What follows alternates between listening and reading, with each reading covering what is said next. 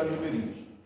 Mas olhando para esse texto, e a gente pergunta o seguinte: como é possível identificar a dimensão da obra missionária à luz desta passagem, seguindo o exemplo de Cristo, percorrendo as cidades, as vilas? Portanto, só é possível nós termos uma leitura da dimensão da obra missionária indo ao campo missionário. E aqui eu quero trazer o desafio para que os pastores possam visitar o campo missionário, ir ao campo missionário, para que os irmãos possam conhecer. Eu poderia falar muita coisa do Rio Trombetas, dos indígenas, mas os irmãos não teriam a compreensão exata, a não ser que façam uma viagem no campo missionário. Não dá para saber a realidade, por exemplo, das Cristolândias sem ir numa Cristolândia. E eu tive sendo o privilégio de ir numa pela primeira vez. Portanto, o grande desafio é estar no campo missionário. E esse texto é interessante porque ele está em um contexto da formação do colégio apostólico, né? No capítulo 9, nos versos anteriores, Jesus chama, Levi para segui-lo, está chamando outras pessoas, ele já curou, fez vários milagres, e ele está formando os seus discípulos, vai dar ordem para de dois em dois, e toda aquela instrução. Portanto, não é apenas Jesus ir ao campo, o pastor ir ao campo, mas é levar também a sua igreja ao campo missionário. Estar com os discípulos no campo missionário, para que os discípulos então pudessem compreender a visão do pastor Cristo Jesus. Portanto, será muito mais fácil os pastores passar a visão missionária para a igreja, se os pastores levarem a igreja no campo missionário.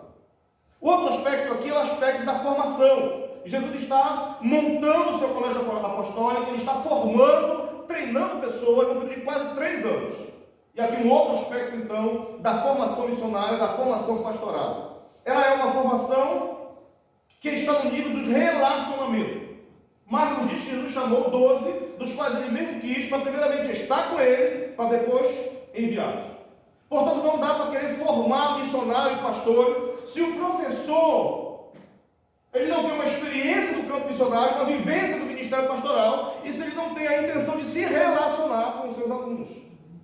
Os pastores que mais me influenciaram na minha formação foram aqueles que sentavam conosco, que nos convidavam para estar na sua casa.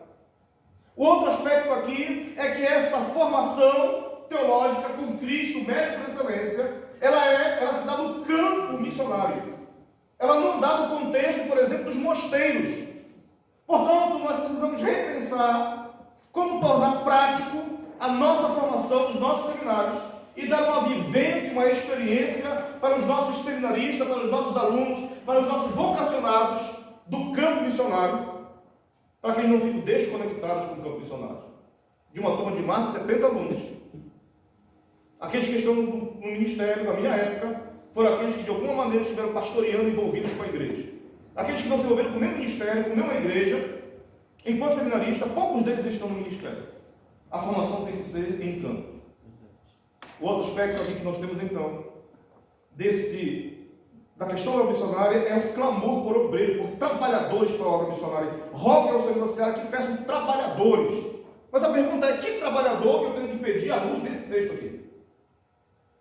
Se eu vou construir uma igreja, fazer um reboco dessa parede, eu não posso chamar para cá um técnico em TI. Ele não vai saber rebocar, tem que trazer o quê? Um pedreiro.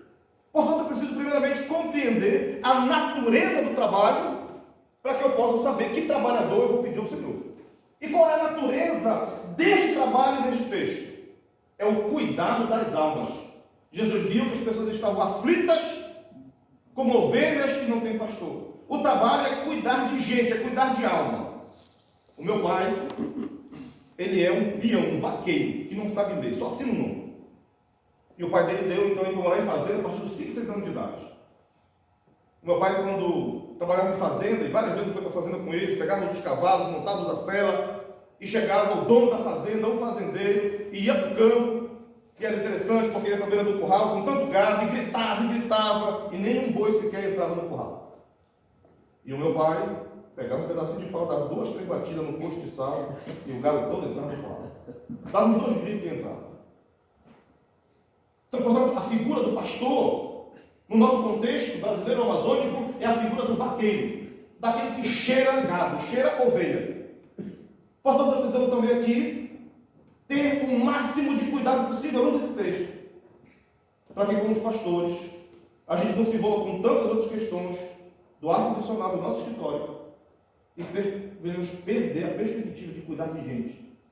Eu entendi meu chamado com 16 anos, promotor de missões, um sonho do coração de pregar o Evangelho, fui ao seminário, formei, foi ser diretor executivo da Associação Batista de Xingu, dirigi o seminário Transamazônica, e por 14 anos eu estive envolvido na estrutura de conselho, convenção, aprendi mais a fazer estatuto, mais regulamentado no versículo da Bíblia, né? Depois de 14 anos eu voltei para a minha região e eu estava perdendo a ideia de cuidar de gente e achava que fazer visita não é coisa de pastor. A função do pastor é só orar e pregar, é claro que orar e pregar, as principais, mas a visita, o cuidar de gente que está sofrendo, que a mãe adoeceu. Eu estou aqui, a irmã ligou, pai, pastor, a minha mãe está internada no hospital, uma irmã com 62 anos de idade, eu teria que atender o telefone, atender aquela irmã, fazer uma chamada de vídeo com ela e orar com ela.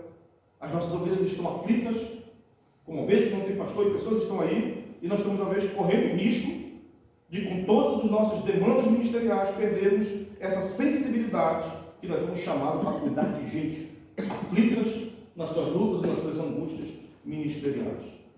Portanto, antes de orarmos por trabalhadores, vamos compreender qual é a natureza desse trabalho. E aí, claro, no contexto da igreja, os ministérios diversos que a igreja possa ter, para que eu possa orar, Senhor, um monte de pessoas com dom de hospitalidade. Mas para quê? Para a recepção da igreja ou para o PGM? Porque se for para um PGM, tem que ser alguém com dom de hospitalidade, com o marido crente. Porque se o marido não for crente, ela não vai poder receber na casa dela. Se ele não gostar de crente, ela pode ficar na igreja, então eu mesmo, o ministério é diverso. Eu preciso compreender a natureza do trabalho para que eu possa clamar por trabalhadores.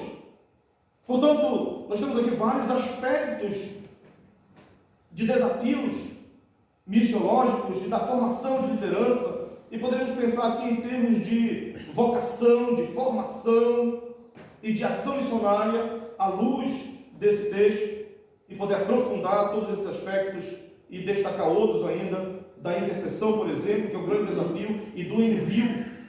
O termo aqui equivale à ideia de poder enviar forçosamente alguém.